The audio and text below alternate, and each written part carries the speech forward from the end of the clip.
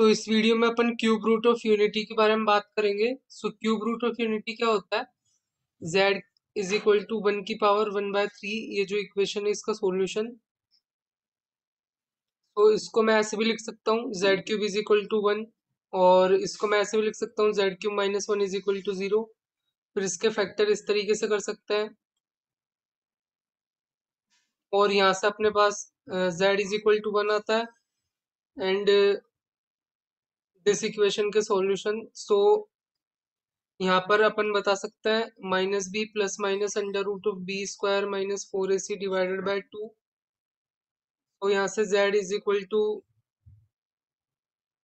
यहाँ पर अपने पास दो चीजें आती है, -1 -√3i/2 एंड यहाँ पे -1 प्लस √3i डिवाइडेड बाय 2। इसको ओमेगा बोलता है और इसको ओमेगा स्क्वायर हो जाएगा। ये अगर तुम इस क्वांटिटी का स्क्वायर करोगे ना, सो तुम्हारे पास ये वाली चीज आएगी। अपन करके देख सकते हैं -1 प्लस √3i डिवाइडेड बाय 2 का होल स्क्वायर अपन ने किया। सो कैसे होगा? 1 plus 3i square -2 times √3i divided by 4। तो यहाँ पर ये 1 -3 -2 √3i डिवाइडेड बाय 4। तो ये यहाँ पर तुम्हारा -1 -√3i डिवाइडेड बाय 2 आ जाएगा। और इसको अपन ने ओमेगा बोला था तो ये बेसिकली ओमेगा स्क्वायर हो जाएगा। ठीक है। सो इस तरीके से ये है। सो यहाँ से तुमने देखा जो ओमेगा का कंजुगेट है वो ओमेगा स्क्वायर है। तो कंजुगेट का क्या मतलब होता है? जैसे ये यहाँ पे है तो यहाँ पे प्लस की जगह माइनस का साइन आ जाएगा। सो इस तरीके से और कंजुगेट हो गया और इसको अपन ओमेगा स्क्वायर बोल रहे हैं। वैसे ही ओमेगा स्क्वायर का कंजुगेट लोगे तो ओमेगा आ जाएगा। अब यहाँ पर अपन बात करते हैं इंटीग्रल पावर ऑफ ओमेगा की। तो जैसे तुम्हें पता है z³ - 1 इज इक्वल टू 0 ये अपनी इक्वेशन थी और ओमेगा इसका एक रूट आया। सो ओमेगा इसको सेटिस्फाई करेगा। सो ओमेगा क्यूब की वैल्यू 1 है। अब तुमसे किसी ने ओमेगा की पावर 18 की वैल्यू पूछ ली तो तुम क्या करोगे? यहाँ से इसको ऐसे लिखोगे और इसकी वैल्यू 1 है तो 1 की पावर 6 तो वो 1 ही हो जाएगा। तुमसे किसी ने पूछ लिया कि ओमेगा की पावर 20 की वैल्यू बताओ तो तुम इसको ऐसे करोगे पहले तो, और फिर यहाँ पर इसको ओमेगा क्यूब की whole power 6 and omega square से 1 की पावर 6 एंड दिस, तो ये ओमेगा स्क्वायर के इक्वल ही आ जाएगा। तो इस तरीके से तुम्हें इंटीग्रल पावर को हैंडल करना है यहाँ पर। अब अपने जो इस इक्वेशन के जो रूट्स है वो क्या आए थे अपने पास? 1 ओमेगा एंड ओमेगा स्क्वायर। तो अब इनके सम की बात करते हैं। 1 प्लस ओमेगा स्क्वायर कितना होता है? सो ये अपना आया था -1 plus √3i divided by 2 and ये आया था अपना -1 माइनस √3i डिवाइडेड बाय 2। सो अगर तुम इस सम को चेक करोगे तो 0 आता है। तो तुम ध्यान रख सकते हो ये क्यूब रूट ऑफ यूनिटी। तो मतलब इस इक्वेशन के जो रूट्स है उनका जो सम है वो 0 आता है। अब अपने यहाँ पे रूट्स थे 1 ओमेगा एंड ओमेगा स्क्वायर, इनका प्रोडक्ट की भी बात कर लेते हैं। तो प्रोडक्ट करेंगे तो यहाँ पे क्या आएगा?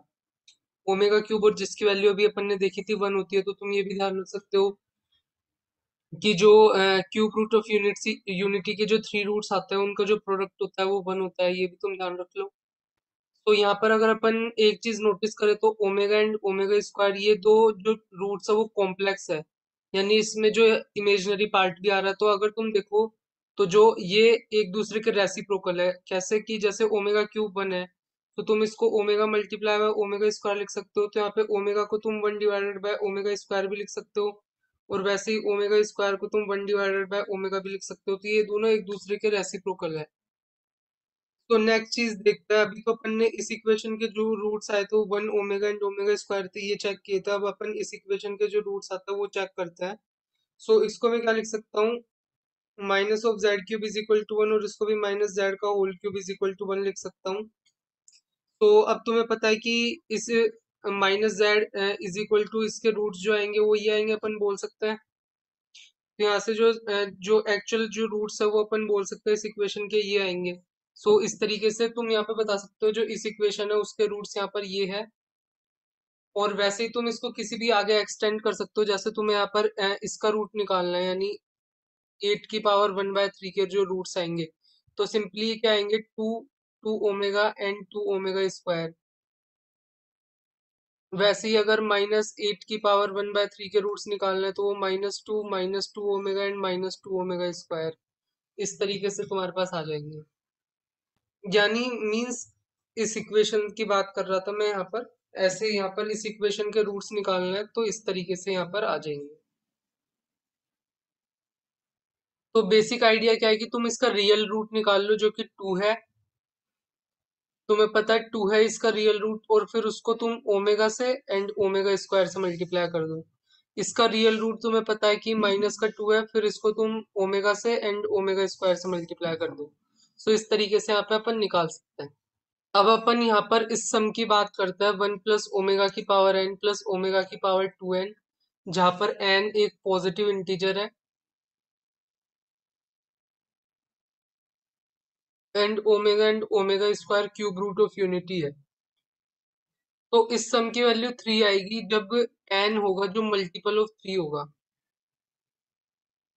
और इस सम की वैल्यू 0 आएगी जब n is not multiple of 3।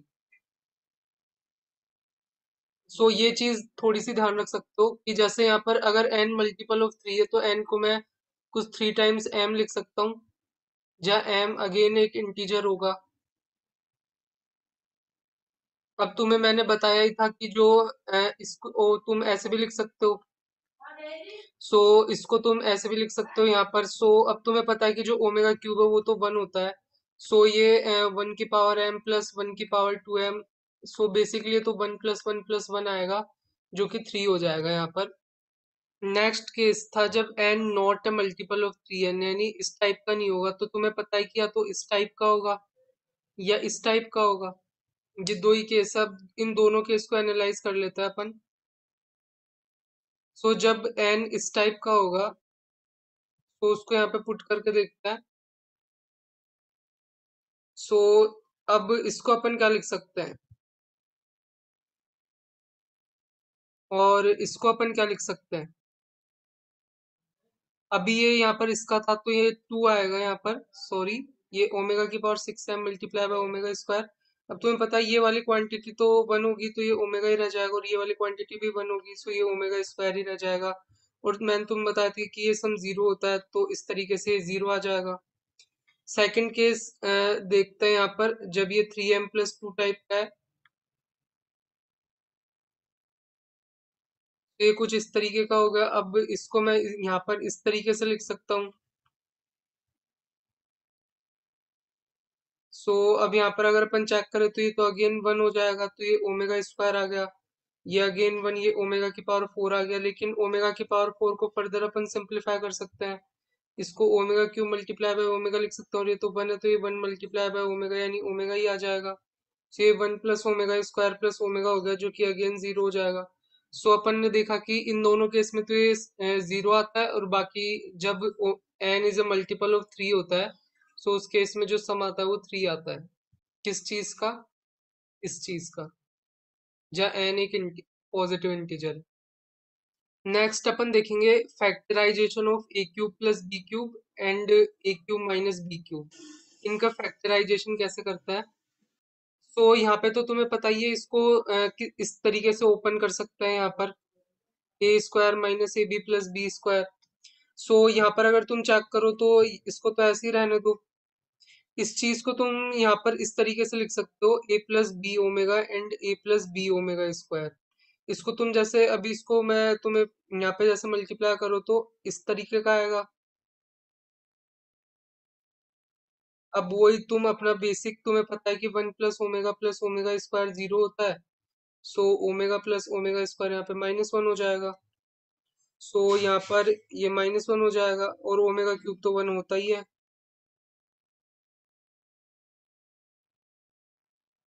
यहाँ पे ये एक्चुअली में b² आएगा। सो वो इस चीज को मैंने इस तरीके से लिख दिया। अब ये सिंपली इसका फैक्टराइजेशन हो गया किसका, a³ + b³ का। ऐसे ही अपन a³ - b³ का भी कर सकते हैं। तो इसको मैं यहाँ पर इस तरीके से लिख सकता हूँ a - b a² + ab + b²। और इसको अगेन आगे फर्दर इस तरीके से फैक्टराइज किया जा सकता है, तुम चेक कर सकते हो। इन दोनों को मल्टीप्लाई करोगे तो सेम यही वाली चीज आएगी। बेसिक अपना इस चीज का ध्यान रखो। This is zero, this sum and omega cube is one. तो इस तरीके से अपन फैक्टराइजेशन कर सकते हैं इस चीज का। नेक्स्ट अपन एक और चीज का फैक्टराइजेशन करता है, वो है A cube plus B cube plus C cube minus 3abc। इस चीज का भी फैक्टराइजेशन करके देख लेते हैं। सो तुम्हें पता है इस चीज को क्या इस तरीके से लिख सकते हो, a plus B plus C, A square plus B square plus C square minus A B minus B C minus C A. ये तुम्हें बेसिक चीज पता होगी। और सिंपली इस चीज को तुम इस तरीके से फैक्टराइज कर सकते हो, a plus B omega plus C omega square and a plus B omega square plus C omega. अगर तुम इन दोनों को मल्टीप्लाई करोगे तो तुम्हारे पास सेम ही रिजल्ट आएगा। बस तुम्हें इस चीज का ध्यान रखना है। सो इन दोनों रिजल्ट का यूज करके तुम इस चीज को इस फॉर्म में लिख सकते हो। लास्ट चीज जो ये है कि जो क्यूब रूट ऑफ यूनिटी होता है वो रिप्रेजेंट करता है वर्टिसेस ऑफ इक्विलेटरल ट्रायंगल।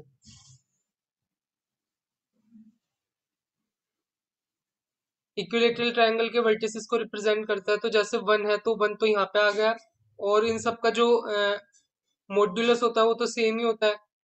अगर तुम इसका मॉड्यूलस निकालोगे, सो सिंपली मॉड्यूलस यहाँ पे वन आएगा, और इसका भी अगर तुम निकालोगे तो वो भी वन ही आएगा। सो मॉड्यूलस तो सबका वन ही है, तो सर्कल पे लाई करेंगे।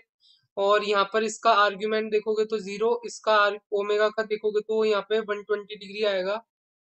और ओमेगा स्क्वायर का देखोगे तो यहाँ पे माइनस का 120 डिग्री आएगा, जो कि इस डायरेक्शन में है। तो इस तरीके से यहाँ पे लिख सकते हो। सो यहाँ पर ये ओमेगा आएगा, यहाँ पे ओमेगा स्क्वायर आएगा, और जब तुम इन तीनों को ज्वाइन करोगे तो यहाँ पर तुम्हारा इक्विलेटरल ट्रायंगल बनता ही है। इक्विलेटरल ट्रायंगल बनेगा यहाँ पर सिंपली। तो ये जो क्यूब रूट ऑफ यूनिटी है वो वर्टिसेस ऑफ इक्विलेटरल ट्रायंगल को रिप्रेजेंट करता है। तो जैसे तुम चेक भी कर सकते हो, तो ये है जो रेडियस के बराबर है, और ये भी रेडियस के बराबर है सर्कल की। तो ये मतलब आइसोसेलेस ट्रायंगल, और ये एंगल तो 120 डिग्री है, तो ये 30 होगा, और ये भी 30 होगा। वैसे ही इसमें भी ये एंगल 30 होगा, और ये एंगल 30 होगा।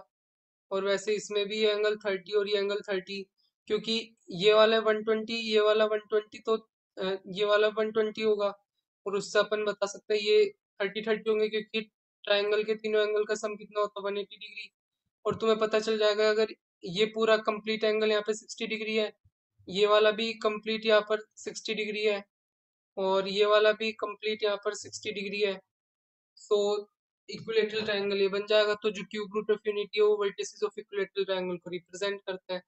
सो तुम्हें वीडियो अच्छा लगा होगा, अच्छा लगा हो तो यार लाइक करो, सब्सक्राइब करो, मिलता है बाद में।